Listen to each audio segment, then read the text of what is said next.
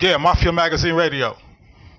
Hey, this is Ndure, Natalie. Hey, what's going on, Natalie? Hold on for a second. Let me set you up real quick, all right?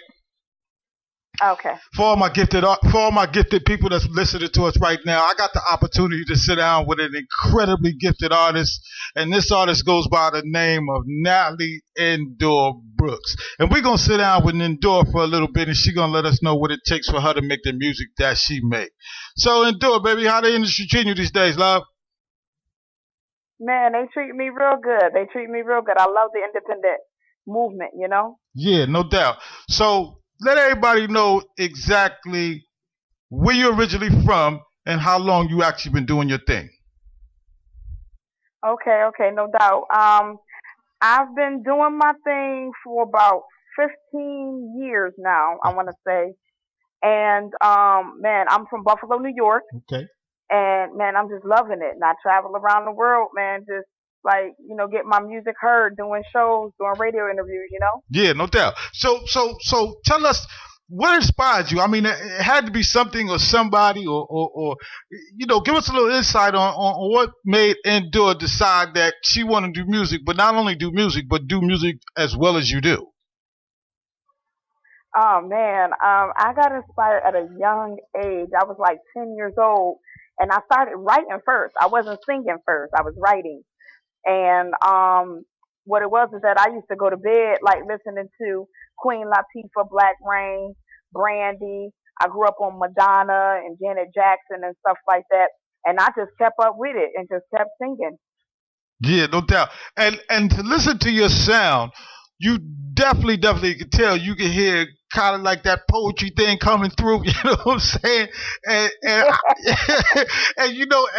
let me just say this though.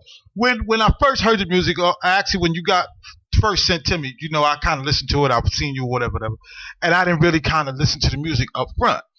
But then when I did listen to the Okay. music, I said to myself, "Oh my God, she's a," you know what Oh, I'm saying? thank I was you. like, she is definitely a sleeper because there's no question about when you hear her do her music, you can hear everything coming through. You know what I'm saying? Like you can hear Yeah. like her past, you can hear the poetry, you also can hear a little bit of that church in her. You know what I'm saying? So, you Yeah, know, they say when I perform, my voice is so powerful, and they be telling me like, man, you got to step away from the mic, or don't even use the mic, or something. Especially when I go to the city. And my all-time favorite artist is Mary J. Blige. I look up to her. Everything about her is just that's who I idolize. right, no doubt. So do you actually have a church background? I mean, because your voice is very powerful.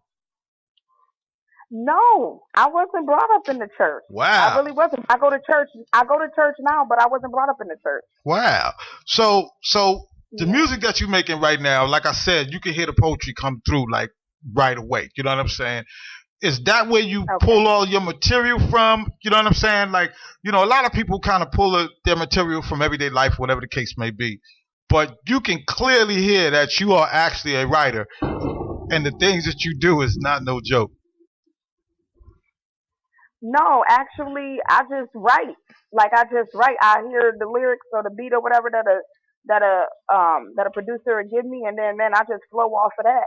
And I do poetry too. I am an author, so I have a book out. So, Right. We gonna but get, yeah, we yeah, gonna I get just go off the beat. Yeah, we gonna get to all that. I mean, say you got a whole lot going on, Okay. and we gonna let everybody know all that you got going on. You know what I'm saying? So, give me a little bit of insight on like when you first started, because you've been in the game for a long time. You know what I'm saying? Um, Yeah. Explain your maturation from then till now. Um, I'm very humble. I've been in places where people wish they could have been, and I've met prolific artists who are in the industry that's going a long way, that's doing it. And I've learned to accept wherever God is going to take me Okay. and just, man, just like flow off of that and just do it. I choose to do it independently so that I can have creative control. Right. You know, also too, to build up my fan base. I mean, don't get me wrong, if an independent label like yo, I wanna, push her, I want to push her project. I want to get her out there more so to the fans. And fine, I don't have no problem with signing to an independent label. But I'm doing it independently now, on my own, just to get a feel of all the people that's out there and to see what type of music they like. I connect with so many people. It's incredible. It really is. You absolutely do. Can you remember?